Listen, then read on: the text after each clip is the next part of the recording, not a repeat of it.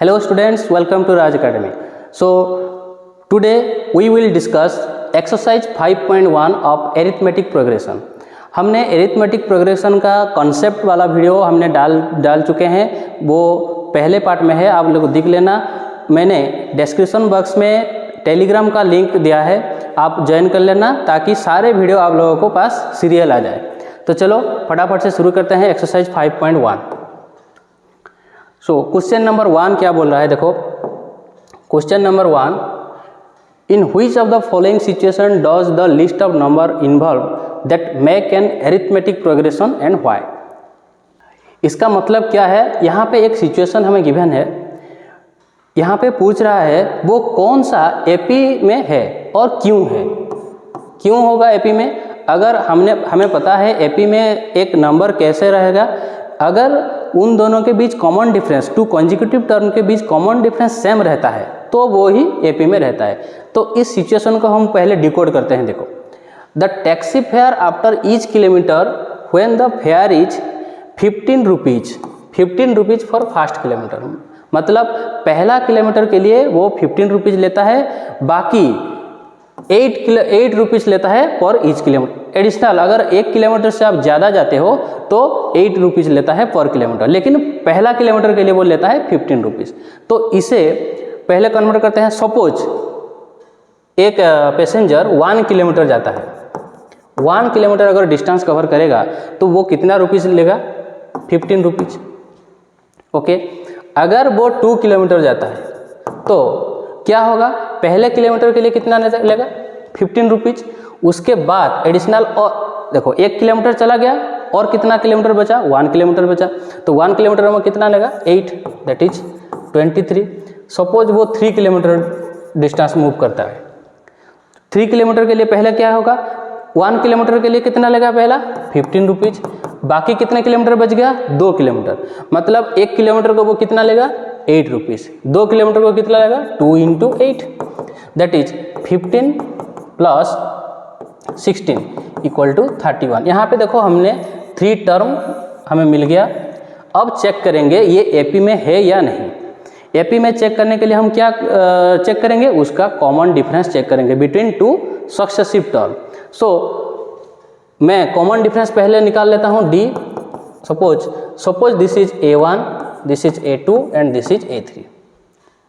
So D equal to क्या होगा, पहले A2 - A1 पहले निकालते हैं, क्या है 23 - 15 इक्वल टू कितना होगा, 8। और एक डिफरेंस निकालते हैं, देखो A3 - A2 ये कितना होगा, 31 - 23 ये भी हो गया 8। तो यहाँ पे देखो कॉमन डिफरेंस सेम आ रहा है, तो ये क्या होगा, ये एक अरिथमेटिक प्रोग्रेशन होगा। समझ में आ गया, क्योंकि उनका कॉमन डिफरेंस सेम है।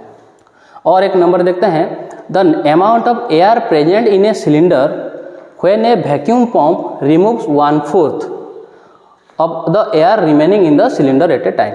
मतलब एक सिलेंडर में कुछ एयर है, एक वैक्यूम पंप एक बार में कितना एयर निकालता है, 1/4 निकालता है। तो हम क्या करेंगे, इसका इजी ट्रिक है। देखो 1/4 निकालता है तो हम क्या करेंगे, सपोजिशन लेंगे। टोटल पहले कितना था, हम एक सपोजिशन लेंगे, 4 का एक मल्टीपुल ले लेना, क्योंकि हमें कैलकुलेट करने में आसानी हो जाए। सो लेट इनिशियली स्टार्टिंग में कितना वॉल्यूम था, सपोज मैं 4 का मल्टीपुल लेता हूँ, मैं जो भी ले सकता हूँ, 4, 8, 16, 12, 20 जो भी ले सकता है। मैं सपोज 16 लेता हूँ। सपोज स्टार्टिंग में उस एयर कंटेनर में, सिलेंडर में कितना एयर था, 16 था। ओके, सो पहला अगर फास्ट एक बार हम पंप किया तो फास्ट रिमूवल में कितना एयर बचेगा, देखो वो कितना एयर रिमूव करता है, 1/4 एयर रिमूव करता है। मतलब 16 का 1/4 कितना है, 4, मतलब वो 4 लीटर रिमूव करता है। सपोज स्टार्टिंग में 16 लीटर था, वो रिमूव करता है कितना, 4 लीटर। सो रिमेनिंग कितना हो गया, आफ्टर वन रिमूवल रिमेनिंग हो गया कितना, 16 - 4 दैट इज 12 लीटर। अब उसके पहले था कितना 16, एक बार रिमूव करने के बाद कितना हुआ 12 लीटर। और एक बार देखते हैं आफ्टर सेकेंड रिमूवल कितना होगा, जो एयर बचा है रिमेनिंग लिखा है, देखो यहाँ पे रिमेनिंग जितना बचा उसका 1/4, मतलब 12 का 1/4 कितना है, 12 का 1/4 कितना है, 12 का 1/4 ये होगा 3 लीटर।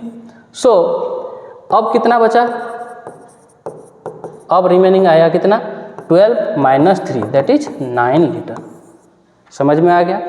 पहले इनिशियली कितना था 16 था, एक बार अगर वो एयर रिमूव करता है तो कितना रहा 12, और एक बार अगर वो एयर निकलता है वो अब कितना बचा 9। तो अब देखते हैं ये जो 16, 12, 9 इन दोनों के बीच कॉमन डिफरेंस हम निकालते हैं। सपोज A2 माइनस A1, आप डिटेल लिखना, मैं यहाँ पे थोड़ा शॉर्टकट कर रहा हूँ। ओके, सो 12 माइनस 16 कितना होगा -4, और A3 माइनस A2 इन दोनों के बीच डिफरेंस कितना होगा 9 माइनस 12 ये कितना है 3 है।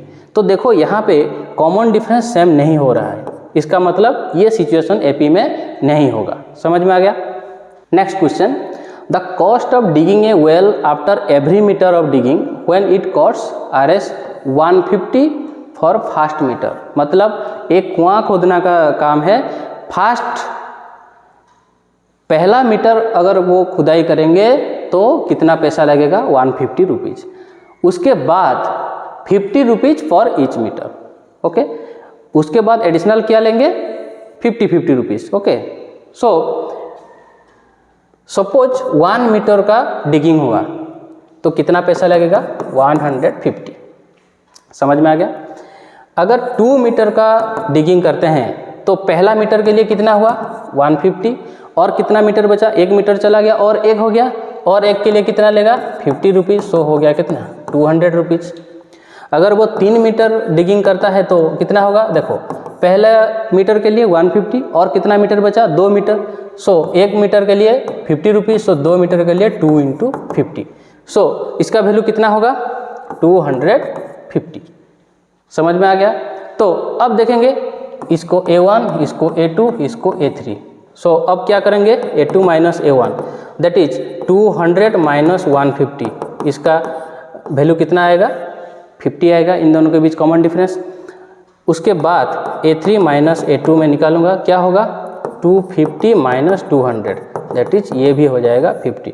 सो यहाँ पे देखो कॉमन डिफरेंस सेम हो रहा है, तो ये भी AP में रहेगा। और एक सिचुएशन देखते हैं, the amount of money in account every year when Rs 10,000 is deposited to compound interest of 8% per annum. सो हमें कॉम्पाउंड इंटरेस्ट का फॉर्मूला पता है। सो अगर 10,000 वो 8% पर एनम में करता है तो पहले फर्स्ट ईयर में 1 साल अगर वो रहा बैंक में तो वो कितना पैसा होगा फर्स्ट ईयर में, हमें पता है फॉर्मूला क्या है P × 1 + R/100 to the power n। मतलब 10,000 इंटू P का वैल्यू 10,000 है, 1 + R के जगह में कितना पुट करूँगा interest 8% by 100 to the power 1। So इसका वैल्यू होगा कितना 10,000 इंटू 108/100, मतलब ये होगा 10,800। ओके, सो अगर 2 साल रहता है तो उसका अमाउंट क्या होगा, देखो P इंटू मतलब 10,000 इंटू 1 + 8/100 टू द पावर 2। सो ये होगा वैल्यू कितना 10,000 इंटू 108/100 टू द पावर 2। सो इसका वैल्यू हो जाएगा, इसका वैल्यू क्या होगा 11,664। अगर वो 3 साल रखता है तो उसका वैल्यू क्या होगा 10,000 इंटू 1 + 8/100 टू द पावर 3, मतलब 10,000 into 108/100 power 3।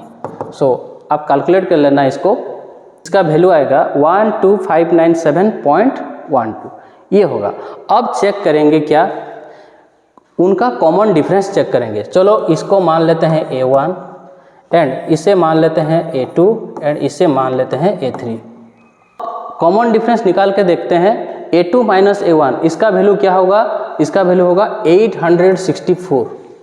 Okay, and A3 minus A2 क्या होता है? उसका वैल्यू होता है 933.12। इसका मतलब इन दोनों का बीच में कॉमन डिफरेंस सेम नहीं रहा, तो इसीलिए ये क्या होगा? ये एक AP में नहीं रहेगा।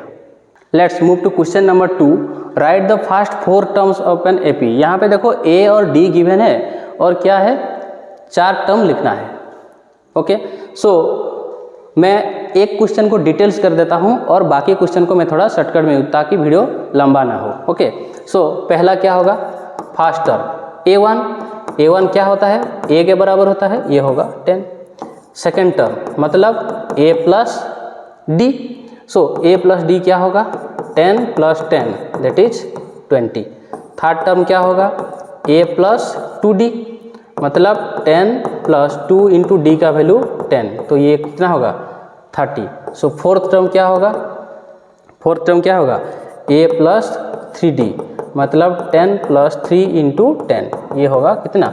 40। तो मुझे मिल गया फर्स्ट 4 टर्म। इसको और भी आसान से कैसे कर सकते हैं? देखो, पहला टर्म तो A ये होगा 10। ओके, सो दूसरा टर्म जो देखो A प्लस D होता है, मतलब ये फर्स्ट टर्म से अगर मैं कॉमन डिफरेंस को ऐड कर देता हूँ तो वो हो जाएगा। सो मैं कैसे लिख सकता हूँ? डायरेक्ट 10 प्लस D मतलब D का वैल्यू कितना है? मतलब, और इसे और भी मैं सिंप्लीफाई वे में लिख सकता हूँ। कैसे लिख सकता हूँ? देखो, सिंप्लीफाई वे में अगर मैं इसको लिखूँगा तो क्या होगा? A1 प्लस D, ये A1 ही है ना, A1 प्लस D मतलब 10 प्लस 10 इक्वल टू 20। A2 क्या है? देखो A2 सॉरी ये हो गया A3। अब A3 क्या है? A plus 2D। इसका मतलब क्या है? मैं A प्लस 2D को कैसे लिख सकता हूँ? A प्लस 2D को मैं कैसे लिख सकता हूँ? A प्लस D मतलब ये इसका वैल्यू क्या है? A2। सो मैं A3 को कैसे लिख सकता हूँ? A2 प्लस D मतलब 20 plus 10 that is 30। So A4 को मैं कैसे लिख सकता हूँ? A3 plus D। A3 क्या है?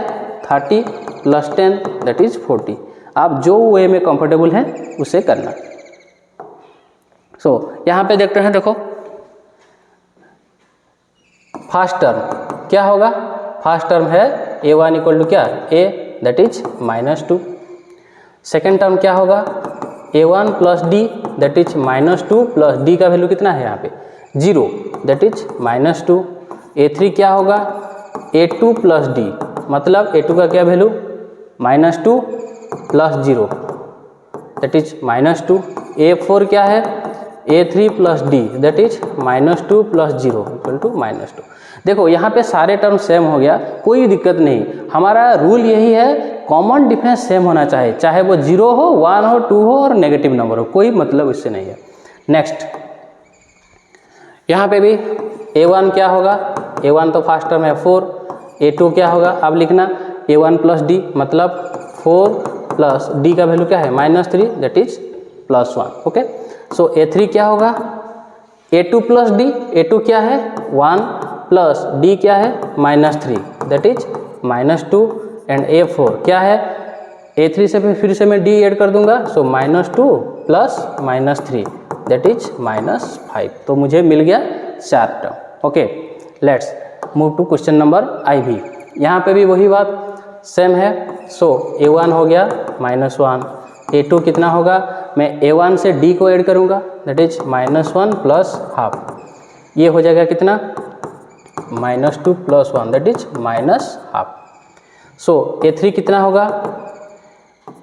अगर मैं A2 से फिर से D ऐड करूँगा प्लस हाफ दैट इज ये होगा कैंसिल होके 0। और फोर्थ टर्म कितना होगा? 0 प्लस हाफ, ये कितना होगा? हाफ। मिल गया मुझे 4 टर्म। ओके, सो नेक्स्ट, फिर से A और D हमें गिवन है, तो A1 कितना होगा? A1 होगा -1.25। ओके, A2 कितना होगा? इससे मैं अगर D को ऐड करूँगा -1.25 प्लस -0.25, इसका वैल्यू होगा -1.5 और 1.50। ओके, सो A3 कितना होगा?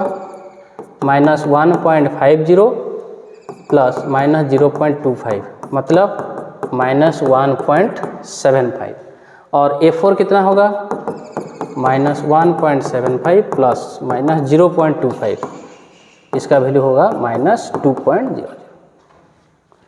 सो नेक्स्ट क्वेश्चन नंबर 3 क्या बोल रहा है, for the following APs right the fast term and the common difference. यहाँ पे फास्ट टर्म और कॉमन डिफरेंस लिखने को बोल रहा है, बहुत आसान सा सवाल है। यहाँ पे जो पहला टर्म है ये तो a होगा ना, फास्ट टर्म a = 3, d कितना होगा माइनस कर देंगे a2 - a1 दैट इज 1 - 3, ये हो गया -2। ओके, यहाँ पे कितना होगा a, ये होगा -5 और d कितना होगा, यहाँ से इनको माइनस करेंगे, so -1 - -5 that is -1 + 5 so +4, common difference मिल गया। यहाँ पे देखो a कितना होगा 1/3 और d कितना होगा 5/3 - 1/3 दैट इज कितना होगा 4/3। और एक क्वेश्चन देखते हैं IV नंबर, यहाँ पे भी a कितना है, देखो a है 0.6 और d कितना होगा a2 - a1 दैट इज 1.7 - 0.6, इसका वैल्यू कितना आएगा 1.1।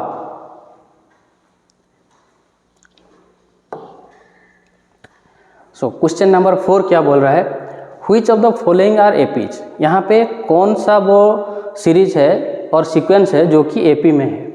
अगर एपी हुआ तो उनका कॉमन डिफरेंस और 3 मोर टर्म्स, 3 टर्म एक्स्ट्रा लिखना है। तो पहले चेक करेंगे ये एपी में है या नहीं। देखो मैं पहले क्या करूँगा, उसका कॉमन डिफरेंस निकाल लेता हूँ।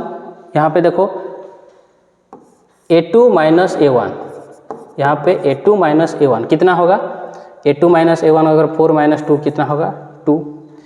इन दोनों के बीच कॉमन डिफरेंस क्या है 4, इन दोनों के बीच कॉमन डिफरेंस क्या है a3 - a2 क्या होगा 8। आप लोग डिटेल से लिखना a2 - a1 दैट इज 4 - 2 = 2 और a3 - a2 that is 8 - 4 = 4 and a4 - a3 that is 16 - 8 = 8। तो यहाँ पे देखो कॉमन डिफरेंस सेम नहीं हो रहा है, मतलब ये एक एपी नहीं होगा। सो सेकेंड क्वेश्चन को देखते हैं, 5/2 एंड 2। अगर मैं 5/2 से 2 को माइनस करूँगा तो ये होगा कितना 5 - 4 that is 1/2। So a2 - a1 मुझे मिल गया कितना 1/2। ठीक उसी तरह a3 - a2 को मैं निकालूंगा, कितना होगा a3 - a2 दैट इज 3 - 5/2, ये होगा कितना 2 6 - 5 दैट इज ये भी हो गया कितना 1/2।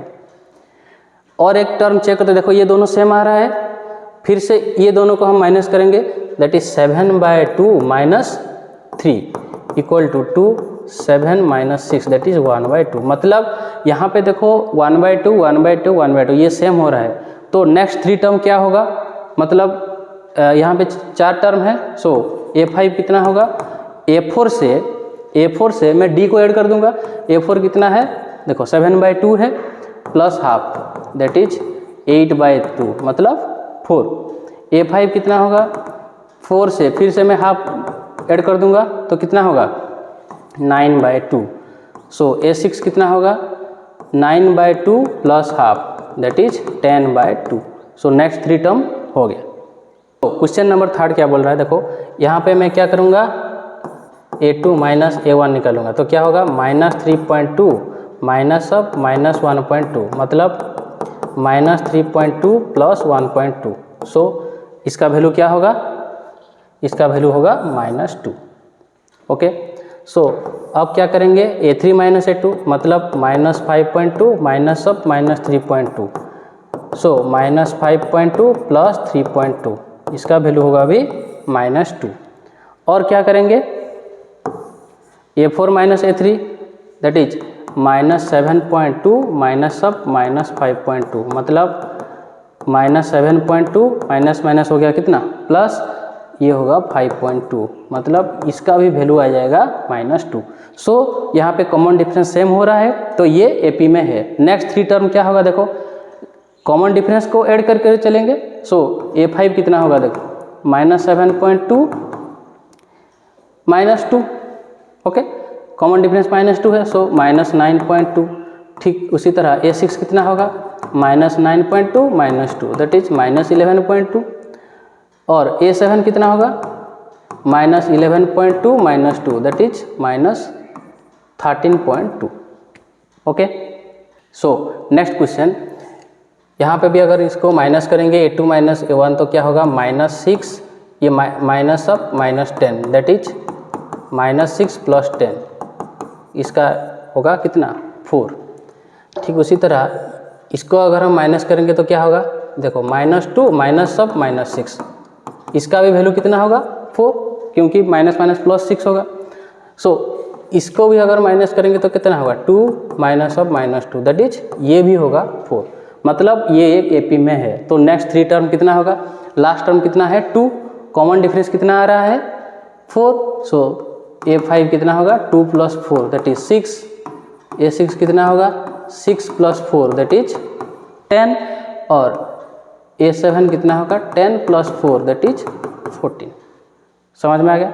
सो इसे 3 + √2 से मैं अगर 3 को माइनस करूंगा तो 3 कैंसिल होकर कितना होगा, √2,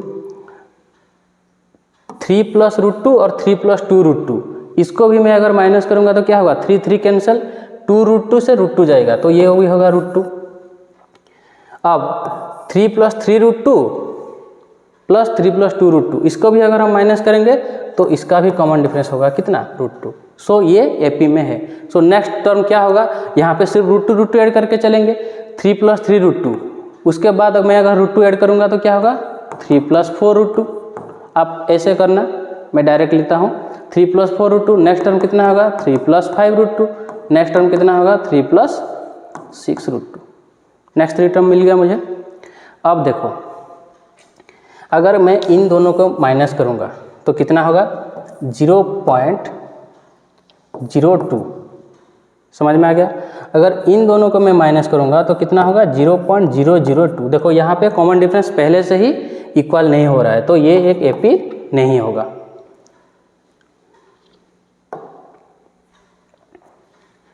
नेक्स्ट क्वेश्चन, -4 -0, मतलब इन दोनों के बीच डिफरेंस -4 है। यहाँ पे भी देखो -8 से मैं अगर -4 को माइनस करूँगा तो कितना होगा, यहाँ पे भी कॉमन डिफरेंस -4 होगा, और -12 से अगर मैं -8 को डिफरेंस करूँगा तो ये भी -4 होगा। तो कॉमन डिफरेंस तो -4 हो गया। सो नेक्स्ट 3 टर्म क्या होगा, -12 -4 कितना होगा, -16, नेक्स्ट कितना होगा, -20, नेक्स्ट -24। सो अब देखो माइनस, ये सारे टर्म सेम है। सो इन दोनों को अगर मैं माइनस करूँगा तो 0, इन दोनों को माइनस करूँगा अभी 0, इन दोनों को माइनस करूँगा अभी 0, तो कॉमन डिफरेंस क्या है 0। नेक्स्ट 3 टर्म क्या होगा, आप 0 0 ऐड करके चलेंगे, -हाफ, क्योंकि 0 ऐड करने से कुछ भी वैल्यू चेंज नहीं होता। अब देखेंगे नेक्स्ट, दैट इज 3 - 1 कितना है, ये है 2, और 9 - 3 कितना है 6। देखो ये पहले से ही इक्वल नहीं हो रहा है, तो ये एक AP नहीं होगा।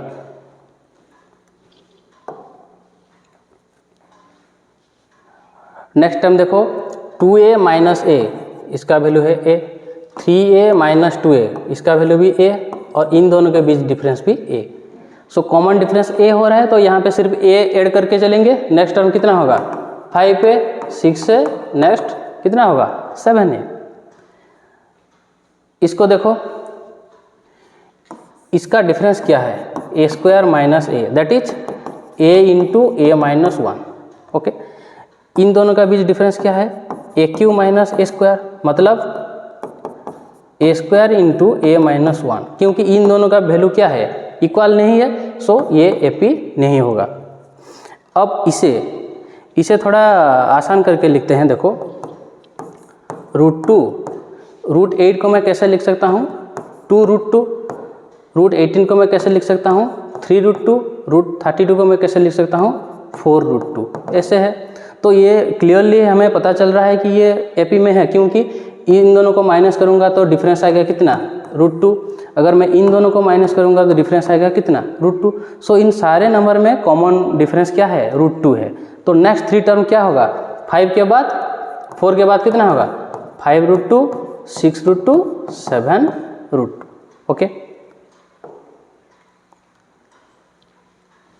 सो यहाँ पे देखो √3 इसको माइनस करूँगा तो क्या होगा, √6 माइनस √3, इसको माइनस करूँगा तो √9 माइनस √6।